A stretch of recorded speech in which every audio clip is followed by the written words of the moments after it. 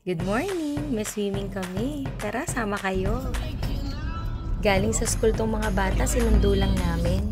Kaya diretso na rin kami sa resort. Sobrang excited namin, lalo yung mga bata. Kaya kahit 7 PM pa yung check-in namin, inagahan na namin para iwas na rin sa rush hour traffic. Lalo na, Friday pa naman. Sinilip ko lang muna sa loob. Ano ba itsura dito?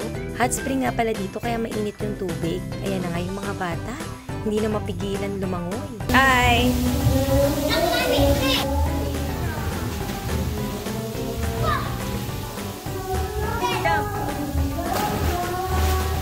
Birthday kasi ni Mama tsaka ng pamangkin ko. Every year namin sineselebrate as a family.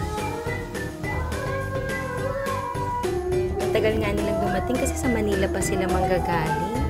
Nakailang kanta na tuloy si Angela at nakapag-swimming na rin yung mga bata. Si Victor nagsawa na mag-swimming, magbibilyar naman daw siya kahit hindi pa naman marunong. Finally, dumating na si na Mama. At gutom na gutom sila sa biyahe kaya kumain muna sila. Ayan, nagre-relax na ang birthday girl. Mother! Lahat kami may kanya-kanyang dala na specialty na food. Ang dami tuloy pagkain. Okay na rin kasi busog talaga. Siyempre may minuda ni Mama at lumpiang sariwa ni Tita Christy. Kumain na rin kami. Tara, kain! Yes!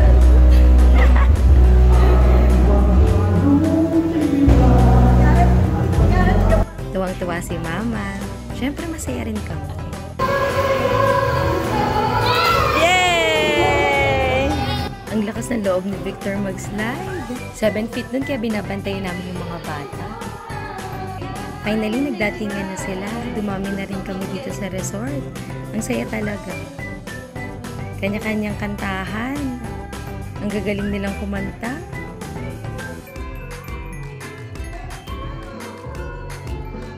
Our second birthday girl, our pretty girl, Ate Jana. 1, 2, 3, smile!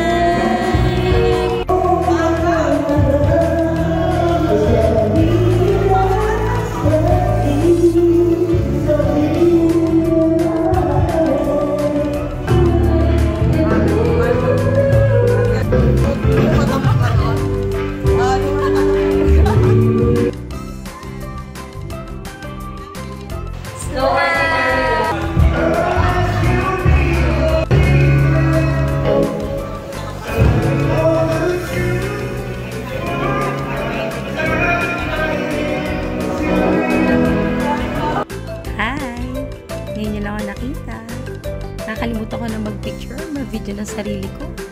Gusto ko lang meron silang picture and video.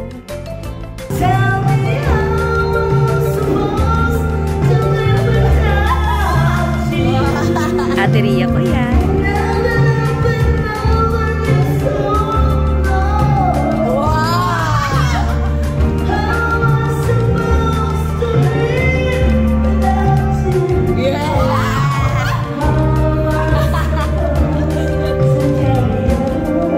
Bumibirit pa rin kahit na minamalat yan.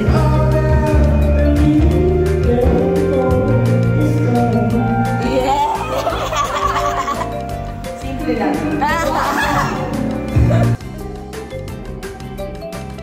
Hey, May!